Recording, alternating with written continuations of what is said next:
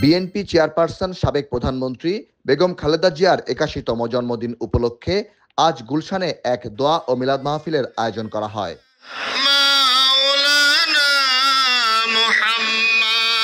ঢাকা ১৭ আসনে বিএনপি মনোনয়ন প্রত্যাশী বিশিষ্ট শিল্পপতি কামাল জামান মোল্লার উদ্যোগে এ দোয়া ও মিলাদ মাহফিলের আয়োজন করা হয়।